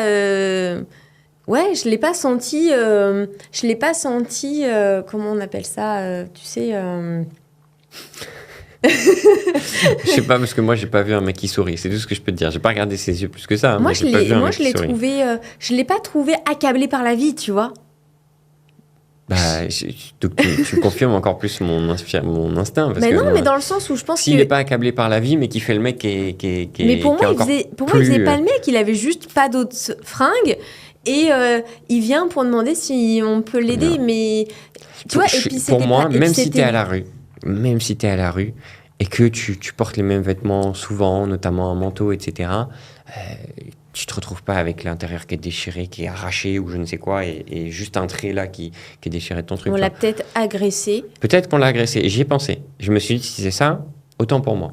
Mais objectivement, non. Je pense que celle-là, c'est la veste du... Donc il aurait lacéré volontairement son manteau. Celui-là, en tout cas. Je pense qu'il en a un autre. Ah ouais, moi, j'aurais jamais imaginé ça. Moi, je suis trop naïve. Hein. Non, mais il y a naïve et il y a peut-être moi aussi qui vois le noir. Tu vois ce que je veux dire? Il y a d'un côté, peut-être que tu es naïve, mais d'un côté, peut-être que tu ne l'es pas et que c'est moi qui vois trop noir, tu vois, la situation. Mais peut-être parce que aussi, ça m'attriste. Et donc, forcément, comme je suis attristé par la situation, pas par lui qui était dans la rue, je suis attristé par l'évolution de ce que je vois. Et donc, forcément, peut-être que je le prends comme ça. Il est vrai. Tout comme les gens qui étaient venus à la maison, voilà, le couple qui est venu porte à porte. Moi, j'étais pas, j'ai pas entendu, j'étais pas là. Ils me parlent portugais, je comprenais rien à leur portugais, alors quand même, je commence à bien comprendre. Ils me disent you speak English. Ils parlent avec un anglais parfait et ils demandent de l'argent et ils sont en couple. Oui, ça m'a fait bizarre. C'est vrai. Mais bon, ça reste qu'une perception. Je peux me tromper. Quand on peut aider, on aide. Et puis quand ça nous paraît bizarre, on évite. Et puis on ne peut pas aider tout le monde, c'est un fait aussi, aidons-nous d'abord. Donc ça commence quelque part. Mais déjà, en faisant ce qu'on fait à notre hauteur, c'est pas avec de l'argent qu'on aide les gens aujourd'hui avec ce podcast, mais c'est par... Non, mais c'est pour ça que quand tu es revenu, je t'ai même dit, mais il voulait de l'argent, il voulait à manger. Parce que sinon... Non, il voulait de l'argent. S'il voulait à manger, on aurait pu donner quelque chose. Ah bah oui, moi je leur faisais à manger avec plaisir. Mais il voulait de l'argent. Et c'est là où voilà... Tu peux demander, est-ce que vous avez quelque chose à manger? Bah ok, on te donne quelque chose à manger. Avec grand plaisir. Moi je leur fais à manger même. Ouais. Mais tu veux de l'argent voilà. Bref, tout ça pour dire encore une fois, nous aujourd'hui, on fait le choix aussi avec ce podcast d'une manière un peu différente, mais d'aider autrui et de permettre à chacun de comprendre, savoir comment évolue le monde, tant au niveau des relations, au niveau de leur développement, au niveau de leur capacité à grandir. Et on essaie de partager un maximum d'informations là-dessus. Oui. Voilà. Et c'est que le début. Et on se laisse porter avec pas mal d'épisodes de podcast d'ailleurs. Je ne sais pas à combien on en est, mais on doit très sûrement être à bientôt une 20aine. Et il y a un chiffre qui dit... Quand est-ce qu'on souffle une bougie? Genre, je sais pas, il faudrait faire l'anniversaire du podcast. Il faudra voir le premier épisode, quand est-ce qu'il a été posté. Et il y aura 2 dates. Il y aura le premier épisode que j'ai posté où j'ai transformé la chaîne en Grandir par l'entrepreneuriat. Et il y aura un autre épisode qui sera plus sur le côté... quand est-ce qu'on a fait notre premier épisode ensemble? Et oui. Mais bon, ça, je pense pas qu'on ait encore 1 an, donc on a le temps. Mais, oui, mais en tous les cas... Non, mais moi, je pensais en nombre d'épisodes, parce que si on attend 1 an, on va jamais manger de gâteau. Ah bah alors, faut qu'à 50 épisodes, on fasse. Ok, 50. ok, Bill. Ok, à 50 épisodes, on vous soufflera une bougie et on fêtera ça. Mais déjà, oui, 21, je voulais dire. 21, c'est considéré comme le chiffre à partir duquel ceux qui ne font pas 21 épisodes, ils arrêtent leur podcast. Ah bon? Ouais. Il faut passer les 21 épisodes. Mais parce que je pense savoir pourquoi. Parce que moi, je me suis posé la question. On n'est pas encore à 21. Non, on n'est pas loin, je pense. Ah bon? Oui. Nous deux, non. Mais moi, avec mes interviews que j'ai fait, plus les nôtres, oui. Moi, je fais sur un référentiel connu. Moi, j'ai pas fait 21 podcasts. Oui. J'en suis certaine, je sais même pas si j'en ai 12. fait 10. Ah, quand même. Oui. Mais c'est très compliqué, je trouve, de se trouver. Parce que au début, j'arrive, bon, je savais pas comment ça allait se passer, il y a le stress du début. Et après, tu essaies de te trouver un cadre qui peut te convenir. Et en fait, des fois, naturellement, le naturel prend le dessus et du coup, ça match. Et des fois, tu as l'impression d'être resté trop dans un cadre et de peut-être pas être assez livré, de pas peut-être assez ouvert. Et du coup, tu as un peu de frustration. Et des fois, tu te mets dans un truc et au début, ça marche parce que tu es hyper accordé là-dessus. Et à la fin, tu trouves ça trop redondant ou tu trouves ça plat ou tu n'as plus l'énergie. Et je trouve que ça demande en fait beaucoup d'efforts de réussir à se trouver et juste à se laisser porter. Et tu vois, quand on a commencé, là, on ne savait pas du tout que ça allait être ça. Tu m'as dit, alors déjà, mais en fait, je l'ai su. Tu veux que je sache quand? On n'était même pas parti de la maison. J'avais pas mon téléphone. Et je te jure que je me suis tâtée à oublier volontairement mon téléphone. Ce que tu m'as dit dans la voiture, mais pas dans ce sens-là. Donc, mais très bien. Mais parce que je savais que je voulais pas me servir de mon téléphone. Je le savais, que j'en avais pas besoin. Et quand tu m'as dit, bah, tu reprends pas tes notes, tu reprends pas... Non. Et je sais que ça t'a contrarié. T'as pas voulu me le dire. Parce que tu m'as redit après. Mais du coup, on fait comment si tu regardes pas tes notes? Non, mais je voulais être sûr que tu savais dans quoi t'allais te lancer. Oui. Mais voilà. Je savais qu'il fallait que ça se passe comme ça. Mais c'est très bien. Tu sais, moi, je suis plus freestyle que préparation. J'avais envie juste qu'on parle aujourd'hui. Ok. Eh ben, on parle. On parle. mais c'est exactement ça. Et je suis d'accord avec toi. Un podcast, alors, avec toutes les aides stratégiques qu'on peut apporter, même au niveau du studio, nous ici, avec ce qu'on fait, il est vrai que de toute façon, même si tu pars sur une façon ou une manière de faire avec un podcast, c'est pas pour autant que ce sera la bonne. Et il n'y a qu'à voir comment j'ai démarré. Les interviews que j'ai fait, ce qu'on fait aujourd'hui, alors ça ne veut pas dire que je ne ferai plus d'interviews, mais même nous, dans ce qu'on fait ensemble, on a eu plusieurs passages. On a eu le passage avec le côté purement entrepreneurial. Non, le premier découverte de chacun. Nous, notre relation vis-à-vis de l'entrepreneuriat, vis-à-vis de tout ça. Il y a eu la phase de contenu sur, OK, on donne des conseils aux entrepreneurs, chacun avec notre vision, qui est intéressante aussi. On a eu la phase où on parle des couples, du couple, de manière générale, des relations aussi de manière générale, et on a essayé d'apporter aussi des choses. Et là, aujourd'hui, on a été sur quelque chose un peu plus freestyle, où on ne savait pas où on allait, on a lié un peu tout, en fait, finalement. Et en fait, on ne sait pas où ce sera encore demain. Et la réalité, c'est que c'est OK. Le tout, c'est d'apporter de la valeur pour permettre à chacun de grandir. Et si demain, on parle d'ocytocine pour faire un bisou aux gens parce que ça nous rallonge de 4 ans d'embrasser son partenaire avant d'aller au travail, eh bien, let's go, on parlera de ça. Si demain, on doit parler de leadership parce que c'est un point important dans le développement de chacun, on va parler de ça. Si demain, on doit parler des gens qui trompent leur partenaire parce que c'est un pourcentage qui est important et en plus de ça, c'est un manque de respect d'autrui, etc., on va parler de ça. Si demain, il faut qu'on parle de... Technique de gestion du stress. Technique de gestion du stress, on parlera de technique de gestion du stress. Mais quoi qu'il arrive, on va se laisser porter. On va voir où ça nous mène. Et je pense qu'on a une petite direction qui est sympa. Et de voyage. Ah oui, ça peut être intéressant, ça aussi. Ma passion. Oui, mais parler de voyage, c'est quand même particulier. Hein. Je sais pas si... faut tester. J'ai trop d'idées. Tu penses à quoi, là? Là, je pensais à faire un reportage d'investigation.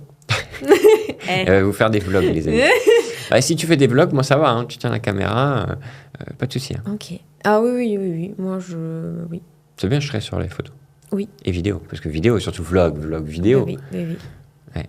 Ouais. Non, mais carrément, si ça, c'est un truc qui t'est... Est-ce qu'il y a besoin d'acheter une caméra? Non, je pense que les téléphones, ça suffit. Ah oui. Oh non, s'il faut acheter une caméra, on n'en est pas là. Non, mais voilà, tu vois ce que je veux dire. Et c'est parti. Moi, ça me va. J'ai besoin de contenu pour les réseaux sociaux, on en C'est parlait. vrai. Donc, Oui. moi, ça me va. Hein. Tu as un super iPhone qui est dédié à ça. C'est parfait. Let's go. Et elle est où ta caméra, là C'est parti. Mais on j'ai démarre aucun téléphone. Alors, le iPhone, je te le dis, il est à la maison. Je rigole. Et là... Mais non, ça peut être intéressant. Ça veut dire que là, on serait peut-être en capacité de vous apporter un contenu encore différent. Et comme ça, si vous voulez qu'on aille visiter certains pays... Voilà, n'hésitez pas de nous faire signe. Mais en vrai, c'est important de le faire, même de base, parce que ça nous permet aussi de retranscrire ce qu'on vit. Et je pense que ce qu'on vit, il y a certes ce qu'on partage ici, où on essaie d'être très nature-peinture, enfin dire les choses telles qu'elles sont et avec nos ressentis à nous. Mais nous voir aussi dans d'autres cadres peut être aussi intéressant parce qu'on n'est pas si différent que n'importe qui, on est même comme tout le monde. Et je pense que même pour nous, c'est intéressant de voir aussi l'évolution. Enfin, moi, je sais que, on parlait de développement personnel, le podcast, ça m'a carrément fait grandir. Parce que ça a été une sortie de zone de connu dingue. Et ça m'a poussée à m'interroger sur plein de choses. Et le fait... alors, il faut savoir que du coup, moi, je ne regarde pas forcément l'entièreté du podcast quand il est monté. En fait, là, on le fait, mais on ne regarde pas nos podcasts, tu vois. Ou alors, oui, des extraits ou des reels ou des passages... mais c'est très rare de regarder l'entièreté du podcast une fois qu'il est monté. Parce que du coup, ça nous confronte à notre image. À notre image au sens large, notre voix, notre physique, tout ce que c'est, notre gestuelle. Et c'est très facile d'être très critique avec soi-même. C'est très facile. On est très dur, c'est vrai. Et je voyais même pour les miniatures, il y a des fois... au début, je me disais... je m'aime pas dessus, mais c'est pas grave puisque le but c'est pas de me plaire à moi. Enfin... Et en fait, à chaque fois je me disais quand même souvent ça. Ouais, vraiment j'aime pas ma tête dessus. Mais c'est pas grave, mais j'aime pas ma tête dessus. Et en fait, mine de rien, c'est un truc qu'on se dit quand même. Et on se dit ouais, donc en fait, ça m'impacte quand même. J'ai la volonté de passer au-dessus, mais je l'ai pas encore totalement fait puisque je me pose encore cette question. Et en fait, c'est sur des petits trucs bêtes qui semblent anodins, mais le rapport à soi, quand tu fais un podcast vidéo, tu te le prends en pleine face, quoi. Et donc forcément, c'est une grosse marge d'évolution. Et même quand tu te sens poussé dans tes retranchements ou comment tu réagis dans certaines situations, ou que ce soit des situations de joie exacerbée ou au contraire des points sur lesquels tu es moins en accord, de voir tes réactions concrètement entre l'expectative de ce que toi tu imagines dans ta tête et la réalité des faits. Tu sais, c'est comme les mèmes où tu dis ce que tu crois être, ce que tu penses, comment toi tu te vois, comment les autres te voient, tu vois. Et là, c'est sur ça que tu travailles. Et je trouve ça hyper intéressant. Voilà. Donc, je ne sais pas combien de podcasts on fera en tout, mais... C'est pas on fera en tout, on en fera. Parce que ça s'arrêtera mais en pas. tout cas, rien que ces 12 premiers podcasts m'ont énormément apporté. Et c'est très très cool, très content et ce n'est qu'un début. Ouais. Et on va voir quel type de format on va apporter au fur et à mesure. Le tout en fait, c'est nous ce qui nous plaît, c'est certes vous apporter de la valeur, mais surtout trouver des formats sur lesquels nous on a plaisir à faire parce que faire un format pour le buzz, en fait, si on n'a pas plaisir, on n'a pas plaisir. Et pareil, là, on parlait de contenu en mode voyage, un peu plus lifestyle. Si pour nous, c'est un poids de le faire et qu'on n'a pas plaisir à le faire, on ne va pas le faire, objectivement. Donc, disons que pour l'instant, ce n'est pas un automatisme. En tout cas, ça, c'est sûr. C'est pas un automatisme. Mais justement, on va peut-être voir. qu'on y prendra du plaisir à essayer. Je pense aussi. Et surtout qu'on on a va la essayer chance... sur toi d'abord. Oui, bien sûr. C'est surtout que finalement, on a la chance d'avoir une équipe de monteurs aussi derrière qui sont en capacité de faire tous les contenus les plus farfelus les uns que les autres à tester sur les réseaux sociaux. D'ailleurs, il faut qu'on fasse des jolies petites têtes pour la miniature. Mais on l'a fait la dernière fois. On l'a fait, donc il doit l'avoir. Il doit l'avoir. Oui, mais il faut le faire à chaque fois, non? Non. Ah, le fait une fois? Bah oui. Okay. Comme ça, il réutilise le contenu. En tout cas, la dernière miniature était magnifique. Merci. C'est plus pour des miniatures supplémentaires, tu vois, qu'il va faire de temps en temps. Pas nécessairement besoin que ce soit les mêmes habits, en fait, sur la... Comment ça? Moi, ça me perturbe quand c'est pas les mêmes habits. Bah justement, c'est ce que tu viens de dire. Au moins... Oui, mais parce non, mais Et t'as dit quoi à l'instant? Tu as dit l'image d'autrui, il faut savoir. Non, mais c'est pas... Tu m'as interrompu. Je t'en prie. En termes d'organisation, moi, je repère les podcasts aussi Ah oui. à la tenue pour me repérer. Parce que Mais t'auras podcast le 1, titre, 2, 3... oui. 4... Mais non, c'est moi qui fais le titre. Il n'y a pas de titre. Ah oui. Donc, j'ai rien. Donc, si ce n'est la tenue pour savoir... Mais t'as pas la miniature au début. Toi, tu as juste à faire play, donc ça va. Exactement. Ça va bien se passer. Oui. L'important, c'est donc de vous apporter toujours plus de contenu. Et on va voir, mais je pense que ça peut être relativement intéressant avec cette équipe de monteurs derrière. Et surtout aussi, c'est tester sur les réseaux sociaux, parce qu'on est parti en mode... à la base, j'étais parti en mode je vais transformer cette page en une page de podcast avec mon personal branding. Petit à petit, je t'ai intégré. J'avais une intention de me dire faire du contenu pour faire du contenu. Petit à petit, ça se structure aussi. On commence à avoir plusieurs types de contenus qui vont être intéressants justement à distinguer au niveau de la chaîne. Mais en même temps, on fait énormément de contenu pour les réseaux sociaux pour réussir à attirer du monde à regarder ça. Mais aujourd'hui, il n'y a aucun business model derrière. C'est-à-dire que ce n'est pas un business qui gagne de l'argent aujourd'hui, ce podcast. Et le but sera peut-être d'y arriver, mais pour ça, il faut tester des choses. Donc, est-ce que l'intention va être de gagner de l'argent? On verra. Forcément, à un moment ou un autre, si ça peut s'autofinancer cette activité-là et les monteurs qu'on a, le monteur sera content que ce soit autofinancé, donc il pourra faire encore plus de choses. Mais surtout, on sera dans une situation où on prendra, je pense, un plaisir qui sera d'autant plus pertinent parce qu'on saura qu'on peut réinvestir cet argent qu'on va peut-être gagner avec ce podcast dans toujours plus d'idées. Et finalement, c'est ça le but, parce que le but, c'est pas de gagner notre vie avec ce podcast, loin de là, mais plus d'apporter de la valeur. Et plus on a de leviers financiers notamment pour permettre à ce podcast d'avoir un format de plus en plus différent, de plus en plus varié, plus on pourra vous apporter de choses. Et l'idée, ce sera ça, je pense, aussi à terme. Donc on se laisse porter? Ouais, c'est pas mal. Et donc moi, j'ai une question.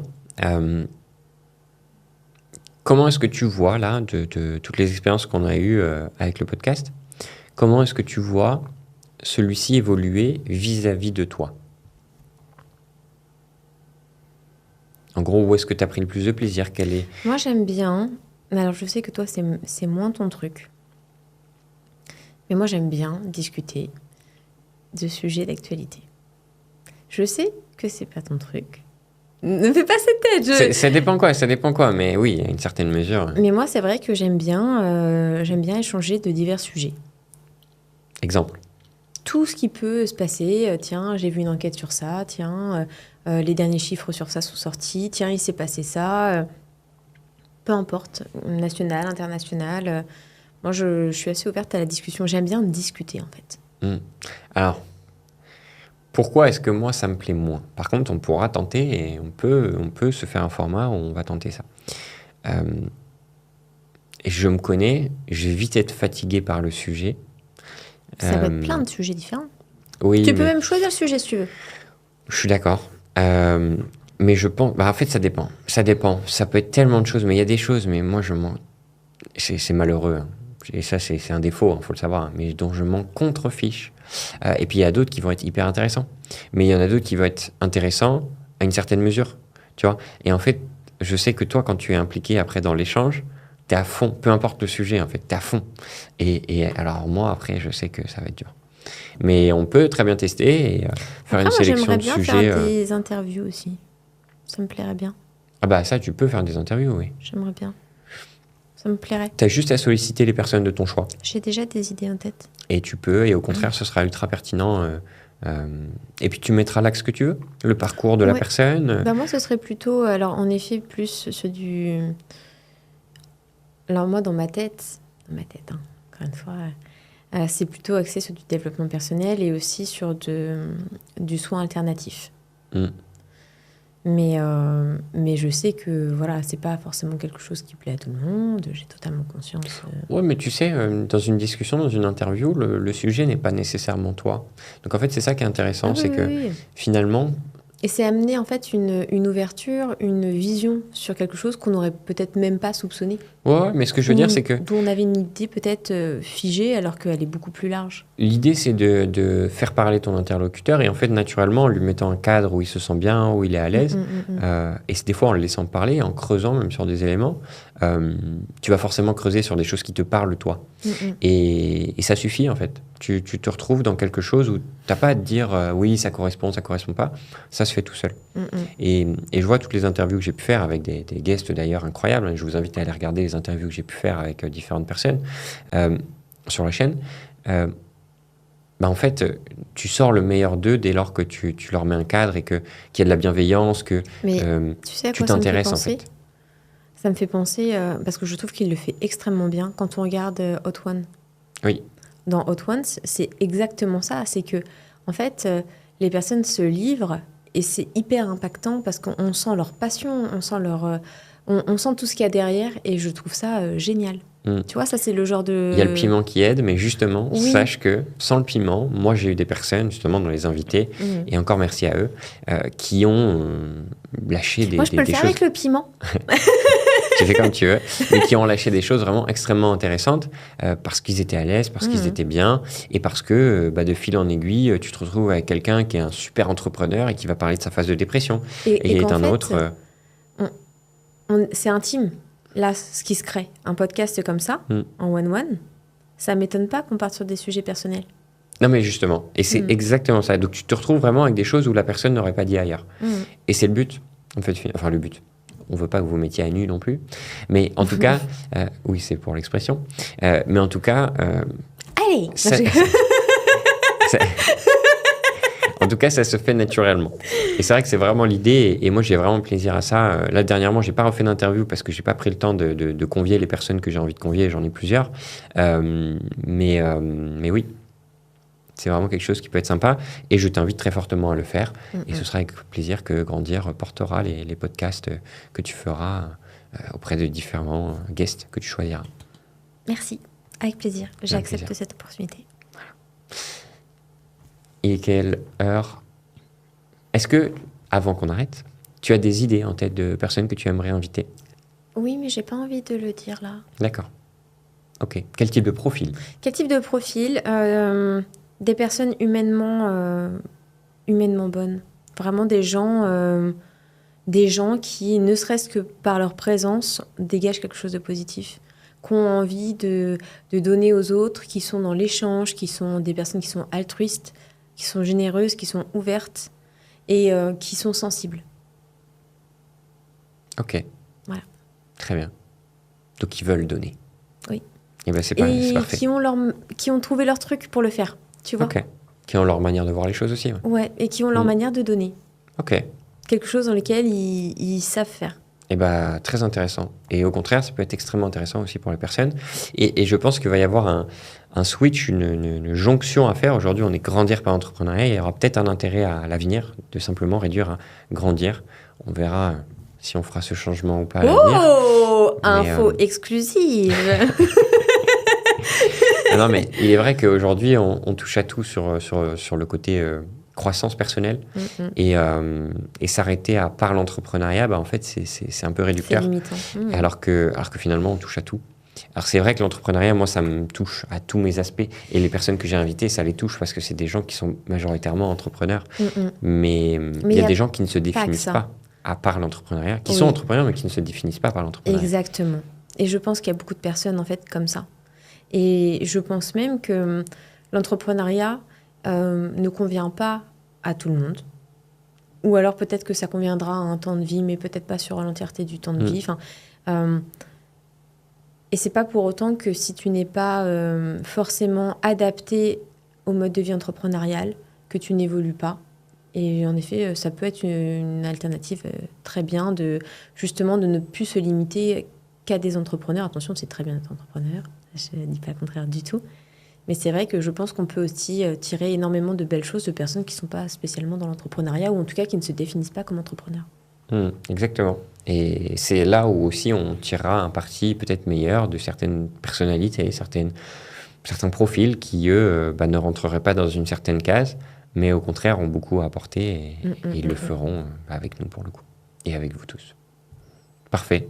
Merci Lindsay encore pour cette session. Merci beaucoup, merci à tous. L'équipe, on se dit à très vite pour un autre épisode. En tout cas, ça a été encore un grand plaisir aujourd'hui d'échanger de tout et de rien, vous l'avez compris, mais en tout cas, beaucoup de valeur qui en sort. Et l'intention, c'est ça, c'est de continuer à vous apporter ce type de contenu avec des fois des intervenants, des fois simplement entre nous. Et en tout cas, c'est un vrai plaisir de vous avoir. N'hésitez pas à liker, évidemment, laisser un commentaire s'il y a vraiment des éléments que vous souhaitez nous partager. Ce serait grand plaisir qu'on les lira. Et finalement, surtout, abonnez-vous. Et on se dit à très bientôt pour un nouvel épisode. Ciao l'équipe.